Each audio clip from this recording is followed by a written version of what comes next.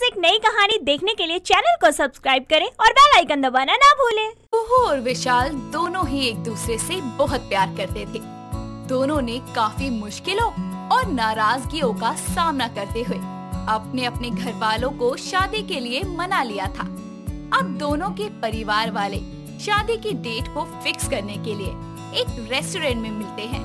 विशाल अपनी माँ निशा और पापा केशव के साथ, इसी के साथ कुहू अपनी माँ मंजू और पिता हरिराम के साथ रेस्टोरेंट में आती है। तभी मंजू बोलती है, बहन जी, अब बच्चों ने फैसला कर ही लिया है तो हम शादी में देर नहीं करते हैं, जल्दी करवा देते हैं। ऐसे ही सब लोग बातें करते हैं और एक शादी की डेट फिक्स कर देते हैं। सभी लोग अपने अपने घर आ जाते हैं। तभी विशाल जल्दी से कुहू को कॉल करता है और बोलता है, बहुत बहुत मुबारक हो मेरी होने वाली बीवी। थैंक यू मेरे होने वाले पतिदेव, आपको भी बहुत बहुत मुबारक हो। यार 1 महीना क्यों है बीच में, मुझसे तुम्हारे बिना रहा नहीं जा रहा। जरा इंतजार का मजा लीजिए, शादी हो जाए फिर जी भर के प्यार कीजिए। चलो तुम आराम कर लो और अपना ख्याल रखना जान। Okay darling. इतना कहकर दोनों कॉल को कट कर देते हैं। दोनों घरों में शादी की तैयारियां शुरू हो जाती है। सभी रिश्तेदारों को कॉल किया जाता है। घर की साज सजावट की जाती है। ऐसे ही कुहू के घर शादी के कार्ड प्रिंट होके आते हैं, जो कि ब्लू कलर के थे। मंजू पहला कार्ड मंदिर में और दूसरा कार्ड विशाल के घर लेकर जाती है। जैसे ही निशा कार्ड का रंग देखती है तो बुरा सा मुंह बनाती है और बोलती है, अरे बहन जी, ये क्या आप शगुन कर दिया? क्या हुआ समधन जी? आपको नहीं पता क्या कि शादी का कार्ड नीले रंग का नहीं होता है? अरे नीला रंग शुभ नहीं होता है। अरे समधन जी, मैंने तो ऐसा कुछ नहीं सुना। तो मैं बता देती हूँ, आप एक काम करो, दोबारा से कार्ड छपवाओ, वो भी किसी लाल गुलाबी रंग के। और हाँ, थोड़ा महंगा कार्ड छपवाना, सस्ता नहीं। मंजू हाथ में मिठाई और कार्ड लिए वापस आती है और गुस्से में बड़बड़ाने लगती है। तभी कुहू बोलती है, माँ क्या हुआ? आप ऐसे दांत क्यों पीस रही हैं? आप तो विशाल के घर पे शादी का कार्ड देने गई थी ना, क्या हुआ? हाँ गई थी, पर तेरी सास है ना, उसके तो नखरे ही खत्म नहीं होते। शादी के कार्ड ब्लू नहीं पिंक होने चाहिए। अब दोबारा छपवाने पड़ेंगे सारे। माँ छपवा दो ना दूसरे कार्ड, आपकी लाडली की शादी है। हाँ हाँ, लाडली की शादी है तो क्या पैसा पानी की तरह बहा दूं? पता नहीं क्या चोचलेबाजी करती है तेरी सास। मंजू बुरा सा मुंह बनाकर वहाँ से चली जाती है और शादी के कार्ड को दोबारा से प्रिंट करवाने के लिए दिया जाता है और दोबारा से सभी रिश्तेदारों में बांटा भी जाता है।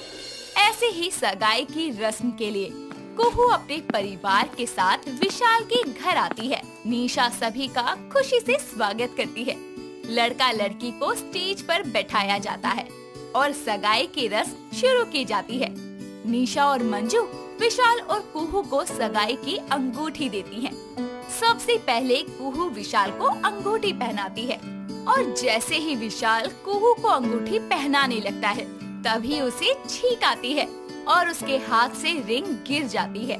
तभी मंजू बोलती है, अरे विशाल बेटा, ये क्या कर दिया? शुभ काम में छींक मार दी? अरे वो एकदम से आ गई। अरे कोई बात नहीं, ये तो नेचुरल ही है, किसी को भी आ सकती है। क्यों बहन जी, अगर आपके लिए ब्लू कलर का कार्ड अशुभ हो सकता है तो मेरे लिए ये छींक अशुभ है।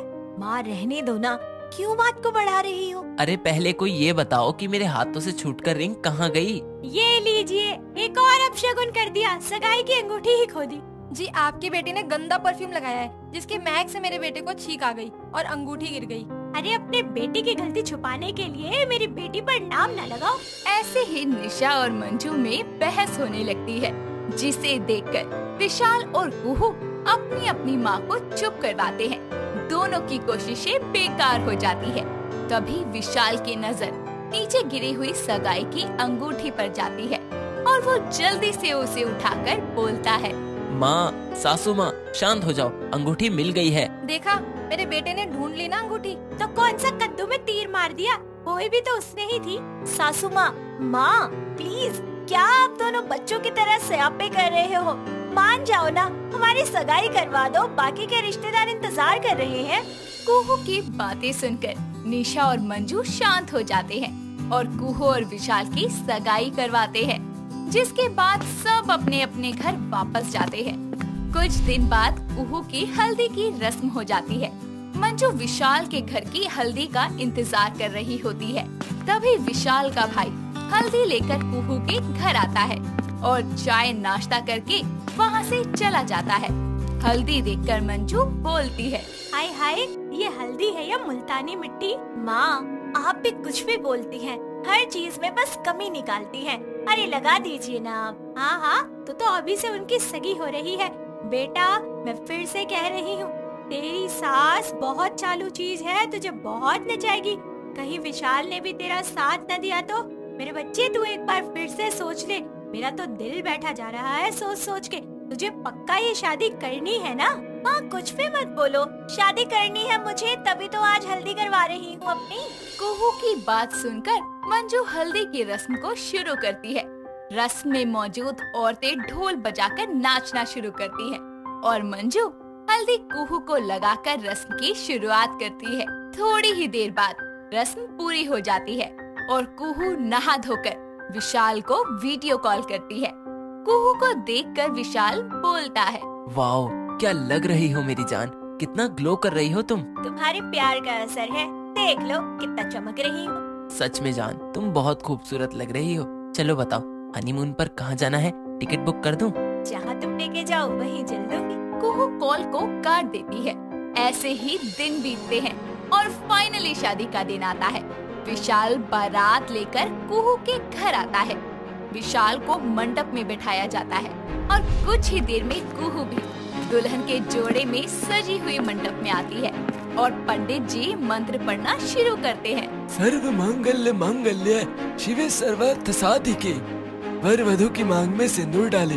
विशाल कुहू की मांग को सिंदूर से सजा देता है, जिसके बाद पंडित जी बोलते हैं, अब वर वधु के गले में मंगलसूत्र डाले। विशाल जैसे ही थाल में से मंगलसूत्र उठाने लगता है तो देखता है कि उसमें तो मंगलसूत्र है ही नहीं। ये देखकर वो निशा से बोलता है, माँ, मंगलसूत्र कहाँ है? बेटा यही होगा, ठीक से देख। माँ, नहीं है। लो कर लो बात, फिर से अपशगुन कर दिया, मंगलसूत्र खो दिया। हाँ हाँ, सारे अपशगुन तो मैं और मेरा बेटा ही करते हैं। तुम्हारी बेटी में तो कोई कमी है ही नहीं। जी नहीं, बिल्कुल भी नहीं। आपका बेटा ही है जो छोटे बच्चों की तरह चीजें खोता फिरता है। मेरी बेटी ने आज तक कुछ नहीं खोया। तो अब खो देगी। नहीं करनी है आपकी बेटी से शादी। मैं अभी के अभी बारात लेके वापस जा रही हूँ। माँ जी, ये मत करो। क्यों ना करूँ? अरे तुम्हारी माँ को हर चीज में कमी निकालने की आदत है। आज ये यहाँ है, कल तो तुम हमारे घर आके भी यही सब करोगी। हम क्या करेंगे तब? माँ, बस करो, क्यों जरा सी बात को बढ़ा रही हैं आप? अरे विशाल बेटा, समझाता क्यों नहीं है अपनी माँ को कि जरूरत से ज्यादा ना बोला करे। अरे जब से शादी तय हुई है, तेरी माँ की तो नखरे ही खत्म नहीं हो रहे। कभी ये कभी वो, हद कर रखी है। बस बहुत बोल लिया सबने। मजाक समझ रखा है क्या शादी को? मैं शादी कुहू से ही करूँगा। आज मैं यहाँ उसे लेने आया हूँ तो लेकर ही जाऊँगा। हाँ माँ, और माँ जी आप भी। आप दोनों तो समझदार है ना, फिर भी बच्चों की तरह हरकतें कर रही हैं। और माँ, आप एक मंगलसूत्र और लेकर आई थी ना मेरे लिए, तो आप वो दे दीजिए ना। पहनना तो मुझे ही है ना। और अगर आप लोगों को इतनी ही दिक्कत हो रही है ना हमारी शादी से, तो मैं और विशाल जाकर चर्च में शादी कर लेते हैं, फिर ठीक रहेगा। कुहू और विशाल की बातें सुनकर निशा और मंजू का मुंह बंद हो जाता है और दोनों एक दूसरे से माफी मांगती हैं। जिसके बाद मंजू मंगलसूत्र लाती है और विशाल उसे कुहू को पहना देता है। और फाइनली इतने सारे स्यापे के बाद कुहू और विशाल दोनों की शादी हो जाती है। जोया और अमन दोनों ही एक दूसरे से बेहद प्यार करते थे। उनके रिलेशनशिप को 2 साल हो चुके थे। दोनों एक दूसरे से शादी करना चाहते थे। ऐसे ही एक दिन जोया अमन का एक कैफे में बुर्का पहनकर इंतजार कर रही थी। करीबन 1 घंटे के बाद अमन उसके पास पहुंचता है और बोलता है, सॉरी यार, लेट हो गया। क्या सॉरी? हम नाराज हैं आपसे, हम आपसे बात नहीं करना चाहते। जोया, माफ कर दो मुझे, आगे से ध्यान रखूंगा। चलो अब अपनी आंखें बंद करो। पर क्यों? करो तो। जोया आंखें बंद कर लेती है और फिर अमन उसे गरम गरम जलेबी खिलाता है और जोया ये देखकर बहुत ही ज्यादा खुश हो जाती है और बोलती है, या अल्लाह, आप हमारे लिए गर्मा गर्म जलेबियाँ लेकर आए हैं। हाय, तभी आप इतना लेट हो गए। हाँ जोया। आप पागल हैं। आपने इतनी तकल्लुफ क्यों की? तकल्लुफ से नहीं, बहुत प्यार से लाया हूँ तुम्हारे लिए। अब खा लो जल्दी, वरना ठंडी हो जाएगी। जी जोया, मैं आपसे बहुत प्यार करता हूँ। अमन, हम आपसे बहुत मोहब्बत करते हैं। जोया, अब हमें शादी कर लेनी चाहिए। कब तक हम ऐसे छुप छुप कर मिलेंगे? अमन, मिलना तो हम भी नहीं चाहते हैं ऐसे, पर हम आपसे निकाह भी तो नहीं कर सकते। हमारे परिवार वाले कभी इस बात के लिए नहीं मानेंगे। अगर उन्हें पता चल गया तो वो तो हमें जान से ही मार देंगे। जोया, तुम फिक्र मत करो, मुझ पर भरोसा रखो। तुम्हें कुछ नहीं होने दूंगा और शादी भी जरूर करेंगे। मैं आज ही अपने घर वालों से बात करने की कोशिश करता हूँ। जी अमन, ठीक है। अल्लाह हाफिज, अपना ख्याल रखिएगा। अमन जोया को उसके घर से थोड़ा दूर छोड़ देता है और वो चली जाती है। जोया जब अपने घर जाती है तो उसकी अम्मी उसके रिश्ते की बात असद नाम के एक लड़के से तय कर रही होती है और वो ये देखकर अपने कमरे में चली जाती है। तभी उसकी अम्मी उसके पीछे पीछे उसके कमरे तक जाती है। अम्मी, आज तक हमने आपकी हर बात मानी है। आपने जैसा कहा हमने वैसा किया। आज एक बात आप हमारी भी मान लीजिए, हम ये निकाह नहीं कर सकते। हमें समझने की कोशिश कीजिए। अरे ऐसा क्यों बोल रही हो? किसी से मोहब्बत तो नहीं करती ना तुम? हाँ अम्मी, हम अमन से बहुत प्यार करते हैं और हम उनके बिना नहीं जी सकते। तुम्हारी ये मजाल, तुमने किसी से नापाक रिश्ता बनाया? जानती है ना ऐसा नहीं हो सकता। कितने दंगे हो जाएंगे अगर हमारी बिरादरी को ये सब पता चला तो। जोया अपनी अम्मी की बात सुनकर जबरदस्ती उस असद नाम के लड़के के आगे चाय नाश्ता लेकर चली जाती है। लेकिन शाम को वो अमन से मिलकर अपनी अम्मी की सारी बातें उसे बता देती है, जिसके बाद वो दोनों मंदिर में जाकर एक दूसरे से शादी कर लेते हैं। शादी करके अमन उसे अपने घर ले आता है, जहां उसकी माँ सरोज अपने बेटे को एक लड़की के साथ शादी के जोड़े में देखकर तिलमिला जाती है और बोलती है, अमन, ये लड़की कौन है? माँ, ये जोया है। मैंने इनसे शादी कर ली है और अब से ये आपकी बहू है। क्या? अरे तूने शादी कर ली, वो भी एक मुस्लिम लड़की से? तेरा दिमाग तो ठीक है ना? माँ, आप ये कैसी बातें कर रही हैं? और जोया बहुत अच्छी और तहजीब वाली लड़कियों में से है। वो आपको शिकायत का मौका नहीं देगी। तभी अमन और सरोज की बात सुनकर अमन की बहन डिम्पल बोलती है, माँ, भैया सही कह रही हैं। भैया भाभी को अंदर आने दीजिए। आ जाओ, मैं कौन सा अब मना कर दूंगी। भैया 1 मिनट रुकिए। डिम्पल उन्हें रोककर अंदर से आलते की थाली लाती है और जोया से आलते की थाली पर पैर रखवाकर उससे गृह प्रवेश करवाती है और फिर उनका रूम दिखाकर उनसे कहती है, भैया भाभी का अच्छे से ख्याल रखना। और भाभी आपको कुछ भी चाहिए हो या किसी भी तरीके की मदद की जरूरत हो तो बस एक बार बुला लेना मुझे। थैंक यू डिम्पल, आपने माँ जी के सामने हमें सपोर्ट किया। भैया भाभी बहुत अच्छी है, आप देखना एक दिन माँ भी जरूर मान जाएगी। और भाभी, मैं आपकी पूरी मदद करूँगी। शुक्रिया बाजी। भाभी, माँ सुन लेंगी तो गुस्सा करेंगी, पर हाँ, आप मुझे अकेले में बुला सकती है, पर सबके सामने नहीं। सुबह के 5 बजे जोया नमाज कर रही होती है कि तभी सरोज उसके कमरे के बाहर से गुजरती है और जोया को देखकर मुंह बनाकर वहाँ से चली जाती है। कुछ ही देर के बाद वो रसोई में सबके लिए चाय नाश्ता बनाने लगती है। तभी वहाँ पर उसकी सास सरोज आ जाती है और गुस्से से बोलती है, अरे क्यों आई है तू यहाँ पर? किसने दी तुझे यहाँ आने की इजाजत? वो माँ जी, हम तो आपकी मदद ही करना चाहते थे। कोई जरूरत नहीं है, मैं खुद बना सकती हूँ अपना खाना। और हाँ, तेरे हाथ से तो मैं एक गिलास पानी भी ना पीऊं। पता नहीं क्या क्या खाते रहते हो तुम सब, मांस मच्छी।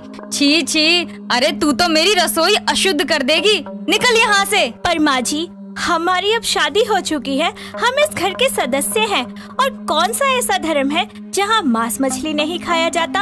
हर धर्म, हर वर्ग के लोग ये खाते हैं। फिर आप ऐसे हमें क्यों कह रही हैं? और हम वादा करते हैं कि आज के बाद हम नॉनवेज को हाथ भी नहीं लगाएंगे और ना ही कभी खाएंगे। अरे मुझे मत सिखा कि क्या सही है और क्या गलत। इस तरह सरोज उसे खरी खोटी सुनाती रहती है और उसे बिल्कुल भी पसंद नहीं करती। वक्त बीतता जाता है। सरोज छत से कपड़े लेकर आ रही थी कि तभी सीढ़ियों से उसका पैर फिसल जाता है और वो सर के बल जमीन पर खून में लथपथ गिर जाती है। उसकी आवाज सुनकर जोया उसे देखती है और जल्दी से सर पर कपड़ा बांध देती है। साथ ही डिम्पल को भी बुलाती है। डिम्पल एम्बुलेंस को कॉल करती है और कुछ ही देर के बाद जोया और डिम्पल अपनी माँ को लेकर हॉस्पिटल पहुँच जाती है। सरोज के कुछ टेस्ट किए जाते हैं और डॉक्टर उसका चेकअप करने के बाद बताते हैं, मिसेस जोया, आपकी मदर इन लॉ का खून बहुत बह चुका है, जिस वजह से उनको खून की बहुत जरूरत है। आप अपने हस्बैंड या घर के किसी और सदस्य को तुरंत बुलाइए। जी आप फिक्र मत कीजिए डॉक्टर, हम अभी उन्हें बुलाते हैं। जोया डिम्पल के पास जाकर उसे डॉक्टर की कही हुई सारी बातें बताती है और डिम्पल ब्लड सैंपल दे देती है तो सरोज से उसका ब्लड ग्रुप मैच ही नहीं करता। जिसके बाद जोया अमन को भी कॉल करके सारी बात बता देती है और वो भी भागा भागा ऑफिस से हॉस्पिटल पहुंचता है।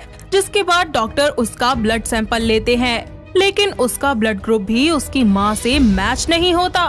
तभी अमन घबराते हुए बोलता है, जोया, अब हम क्या करें? माँ का ब्लड ग्रुप न मुझसे मैच हुआ न डिम्पल से। अब हम क्या करें? ब्लड बैंक में भी ब्लड नहीं है। अमन आप चिंता मत कीजिए, अल्लाह ने चाहा तो सब राजी होगा। आप सब्र कीजिए, हमने अभी तक अपना ब्लड टेस्ट नहीं करवाया है, एक बार हम भी टेस्ट करवा लेते हैं, क्या पता हमारा ब्लड उनसे मैच हो जाए। भैया भाभी सही कह रही है, भाभी आप जाइए, मैं हूँ भैया के पास। जोया डॉक्टर के पास जाती है। जोया का ब्लड ग्रुप सरोज के ब्लड से मैच कर जाता है और डॉक्टर जल्दी से फिर सरोज को ब्लड चढ़ा देते हैं। कुछ ही देर के बाद सरोज होश में आती है और डॉक्टर जोया को थैंक्स कर ही रहे होते हैं कि सरोज थोड़ी बेहोशी में ही उन दोनों की बातें सुन लेती है और फिर से बेहोश हो जाती है। 2 दिन यूं ही बीत जाते हैं। अमन और जोया सरोज को घर ले आते हैं कि तभी सरोज जोया से कहती है, जोया, तूने मुझे अपना खून दिया, आखिर क्यों? वो माँ जी, आपकी हालत उस वक्त बहुत खराब थी और कहीं से भी आपके लिए ब्लड नहीं मिल रहा था, इसीलिए हमने अपना खून देकर आपको बचाया, क्योंकि आपकी जान से ज्यादा जरूरी हमारे लिए कुछ भी नहीं है। कोई धर्म, कोई जात कुछ मायने नहीं रखता सिवाय इंसानियत के। इतनी बात सुनकर सरोज भावुक हो जाती है और उसे अपनी गलती का बहुत पछतावा होता है कि वो अपनी बहू को लेकर कितनी बड़ी गलतफहमी में थी। उसे समझ आ जाता है कि धर्म और जात पात में कुछ भी नहीं रखा है, इंसान का रिश्ता दिल से होना चाहिए। इस तरह सरोज अपनी बहू से माफी मांगती है और उसे अपनी बहू के रूप में स्वीकार भी कर लेती है और फिर सभी लोग एक साथ मिलकर एक ही छत के नीचे खुशी खुशी रहने लगते हैं। अंजलि उत्तर प्रदेश के कानपुर शहर में रहने वाली एक किसान परिवार की बेटी थी। उसके पिता के तरबूज के कई सारे खेत थे, इसलिए अंजलि को भी तरबूज खाना बहुत पसंद था। उसे तरबूज इतने ज्यादा पसंद थे कि वो तरबूज की ही सब्जियां बना लिया करती थी। उसके घर वाले उसकी इस आदत से काफी ज्यादा परेशान थे, क्योंकि वो अपना खाना पीना भूलकर बस तरबूज ही खाया करती थी। ऐसे ही एक दिन अंजलि की माँ सविता उससे कहती है, बेटा तू कब तक ऐसे ही करती रहेगी? क्या कर रही हूँ माँ? ये तेरा रोज रोज इतना तरबूज खाना अच्छी बात नहीं है बेटा, खाना भी खा लिया कर, सिर्फ तरबूज खाने से ही थोड़ी ना जान आती है। क्या माँ भी, आपको पता है ना मुझे ये खाना कितना पसंद है। जो भी हो, लेकिन अब से तो तरबूज नहीं खाएगी, समझी? ऐसा कहकर सविता वहाँ से चली जाती है और उसके जाते ही अंजलि फिर से तरबूज खाने लगती है। उसे खाते खाते 3 घंटे हो जाते हैं और वो इन 3 घंटों में 15 तरबूज खा जाती है। तभी उसके पिता घर आते हैं और उसे देखकर बोलते हैं, अंजलि बेटा। जी पापा। बेटा जा मेरे लिए 2 तरबूज ले आ। लेकिन पापा वो तो क्या? वो तो खत्म हो गए। खत्म हो गए? ऐसे कैसे खत्म हो गए? मैंने खा लिए पापा वो तो। अरे इतने सारे थे, वो सारे खा लिए? मैं तो सारे खा गई। किसी और के बारे में भी सोचना होता है थोड़ा। सॉरी पापा, पर आपको पता है ना कि मुझे तरबूज खाना कितना ज्यादा पसंद है। तो क्या तू सारे खा जाएगी? और नहीं तो क्या। हे भगवान, मैं क्या करूँ इस लड़की का। इसके बाद वहाँ सविता आ जाती है और फिर वो प्रताप से बोलती है, इसकी शादी करवा दीजिए, तभी इसे अकल आएगी। तुम सही कह रही हो, अब तो यही करना पड़ेगा। प्रताप अपने कुछ दोस्तों से पूछताछ करता है। उनमें से एक आदमी उसे अंजलि के लिए एक राहुल नाम के लड़के के रिश्ते के बारे में बताता है। सभी घर वाले राहुल को अंजलि के लिए पसंद कर लेते हैं और कुछ ही दिनों के बाद परिवार वाले मिलकर उनकी शादी की तारीख तय कर देते हैं और पंडित जी 1 हफ्ते बाद का शादी का शुभ मुहूर्त निकालते हैं। आखिरकार शादी का दिन आ जाता है और पूरे रीति रिवाज के साथ अंजलि की शादी राहुल से हो जाती है और विदाई के समय अंजलि अपने पिता के गले लगती है और उनसे कहती है, अब मैं आपको छोड़कर जा रही हूँ, क्या मैं आपसे एक चीज मांगू, मुझे दोगे? हाँ बोलना बेटा, क्या चाहिए तुझे? एक वादा कीजिए मुझसे। कैसा वादा? आप हर रोज मेरे ससुराल मेरे लिए 1 तरबूज भेजेंगे, बस इतना सा काम। ठीक है बेटा, भेज दिया करूँगा। इसके बाद अंजलि अपने ससुराल के लिए रवाना हो जाती है। अब अंजलि अपने ससुराल आकर सब कुछ अच्छे से संभाल लेती है और अगले दिन एक आदमी अंजलि से मिलने के लिए आता है और साथ ही उसके लिए तरबूज लेकर आता है, जैसा कि उसके पापा ने उससे वादा किया था। ये सब देखकर अंजलि की सास रीना उससे बोलती है, अरे वाह बहू, बहुत ही अच्छे तरबूज भिजवाए हैं समधी जी ने, उनको मेरी तरफ से शुक्रिया अदा कर देना। आपकी तरफ से क्यों माँ जी? अरे उन्होंने हम सबके लिए इतने अच्छे और ताजे तरबूज भिजवाए हैं इसीलिए। लेकिन माँ जी ये सब तो मेरे लिए आया है ना। अच्छा, तो क्या सारे तू ही खाएगी अकेले? माँ जी आपको यकीन नहीं हो रहा क्या मुझ पर? मैं ये सब कुछ अकेले खा सकती हूँ। इस सब के बाद अंजलि एक एक करके सारे तरबूज खा जाती है। रीना के तो होश ही उड़ जाते हैं, उसे कुछ समझ नहीं आता। तो वहीं अंजलि बस 15 मिनट में ही 6 तरबूज खा जाती है।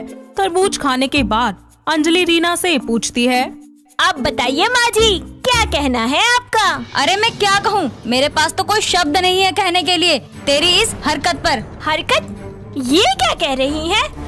मैंने तो आपको अपनी खासियत दिखाई है। अच्छा, तो तू इसे खासियत कहती है? सारे तरबूज अकेले हजम कर गई नासपीटी और हमारे बारे में सोचा तक नहीं। इसमें सोचना क्या था माँ जी, वो मेरे लिए ही तो आए थे, सो मैंने खा लिए। हाँ हाँ, यही तो तमीज सीख कर आई अपने मायके से। इसमें मेरे मम्मी पापा कहाँ से आ गए? सारा तेरे माँ बाप का दोष है कि ऐसी परवरिश दी है उन्होंने तुझे। बस माँ जी, मैं अपने मम्मी पापा के खिलाफ एक भी शब्द नहीं सुनूंगी। क्यों, गुस्सा आ रहा है अब तो महारानी को? अच्छा चल एक काम करते हैं, मैं ना तुझे बोलती हूँ कुछ ना उन्हें बोलती हूँ, उन्हें सीधा यहाँ बुला लेते हैं और आमने सामने बैठकर सारी बातें कर लेंगे। उन्हें यहाँ बुलाने की कोई जरूरत नहीं है, मैं उन्हें कोई तकलीफ नहीं देना चाहती। क्यों? वैसे उन्हें भी तो पता चलना चाहिए ना कि उनकी बेटी ससुराल में आके क्या क्या कारनामे कर रही है। रीना अगली सुबह फोन करके प्रताप और सविता को अपने घर बुला लेती है। इस बात से अनजान अंजलि अपने कमरे में बैठकर तरबूज खा रही होती है। जैसे ही उसके माँ बाप वहाँ पर आते हैं, रीना उसे आवाज लगाती है, बहू जरा नीचे आना। आई माँ जी। अंजलि जैसे ही नीचे आती है तो वो देखती है कि उसके माता पिता हैं। वो तुरंत जाकर उनके गले लग जाती है और फिर पूछती है, मम्मी पापा आप दोनों एक साथ यहाँ, सब ठीक तो है? हाँ हाँ बेटा, सब ठीक है, तू चिंता मत कर। फिर आप अचानक यहाँ कैसे? वो बात ये है कि आप रुकिए समधी जी, मैं ही बताती हूँ सब कुछ आपको। इन्हें मैं नहीं बुलाया है। लेकिन क्यों? क्योंकि मुझे बात करनी थी इनसे। बात तो फोन पर भी हो सकती थी ना, आपको यहाँ आने की क्या जरूरत थी? अरे बात ही कुछ ऐसी है कि इन्हें यहाँ आने की तकलीफ उठानी पड़ी। क्या बात है बहन जी, बता भी दीजिए। अब अभी बताती हूँ भाई साहब। रीना अंजलि की सारी बातें उसके माता पिता को बता देती है, जिसकी वजह से प्रताप और सविता दोनों को ही बहुत शर्मिंदा होना पड़ता है।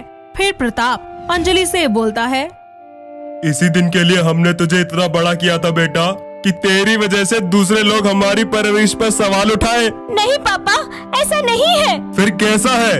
अब और कुछ भी रह गया क्या सुनने के लिए? नहीं पापा प्लीज ऐसा मत कहिए। अब आप ही बताइए समधी जी, क्या ये अच्छे संस्कार हैं एक बहू के? मुझे माफ कर दीजिए बहन जी। नहीं पापा प्लीज, आप इन लोगों के आगे हाथ मत जोड़िए। बस अब और कुछ नहीं सुनना मुझे।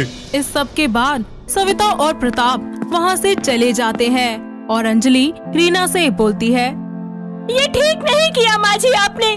मेरे पापा ने आज तक किसी के आगे हाथ नहीं जोड़े और आपने उनका सिर झुकवा दिया। अरे ये सब तेरी वजह से हुआ है, मैंने ऐसा कुछ नहीं किया।